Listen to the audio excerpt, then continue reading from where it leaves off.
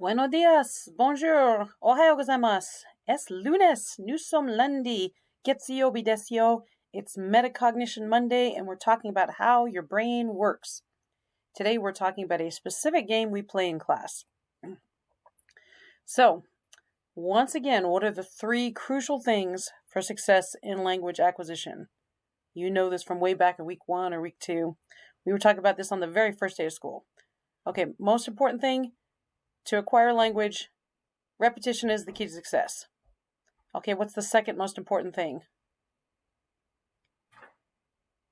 Yes, the second most important thing is that repetition is the key to success. And what is the third most important thing? It is that repetition is the key to success. All right, so we play a game in class. We generally start our class with this. It's called Quiz, Quiz, Trade. This is a technique from Kagan.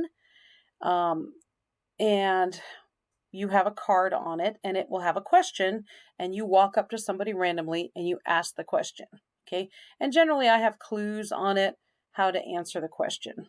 It's like a support, all right? So each of these is a different question, and one card should make it around the room 3 times in 15 minutes. We don't ever let our games go 15 minutes long. Well, you know, if we let it go 5 minutes long, one card should make it around the room of 30 students.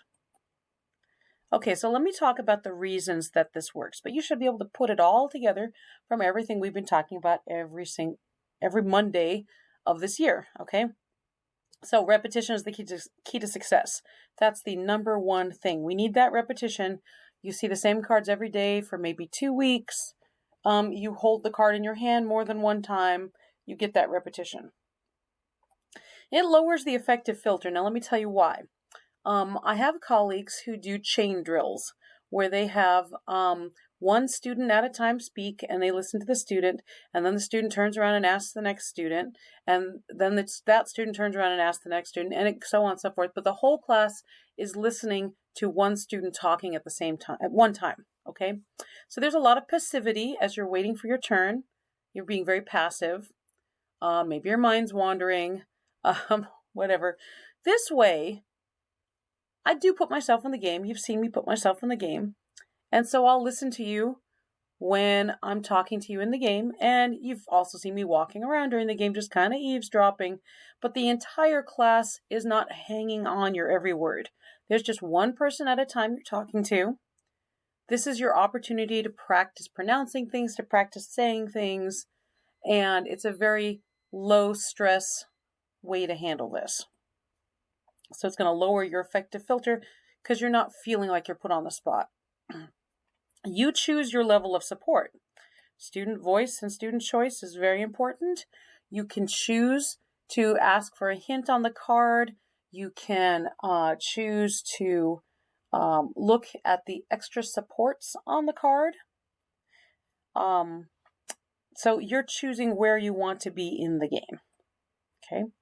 You get your pronunciation practice. I just talked about that. There's more organic language with this. It's not just, okay, everyone repeat this. The la silla es roja. Everyone repeat it. It's more of you're saying what you want to say. So it's more relevant to you. It's not necessarily parroting back a sentence structure that I taught you. So it's more creative language. You have time to think about your response. You're not feeling like you're put on the spot. This is lowering the affective filter. You have a crutch in your hand. That's the paper that's giving you the level of support. We can skip the worksheets. The worksheets would have had this stuff. This is more fun, I think. Tons more fun. And you know what I forgot to add? I'm going to add it right now. You can see the last one, of course, right now. This is 8.5. You are teaching each other. So Richard Feynman famously said that you don't know anything until you can explain it to an 8-year-old. You guys are explaining it to each other, okay? If you don't know the word on the card, you're going to ask, what is the, comment dit-on blah, blah, blah en anglais? Qu'est-ce que ça veut dire? Comment se dice? Sore wa nan desu ka? Whatever, you're going to ask each other, and you're teaching each other, and therefore both of you are getting it reinforced at the same time. And then, of course, it only works if you go around the class and see all the cards. So I have had a struggle with one of my classes this year. Get out of your bubbles, get out of your comfort zone. There's 30 students in the class. You should be able to talk to 30 people. It's all low stress. You've got the crutch in your hand. You've got people helping you, supporting you.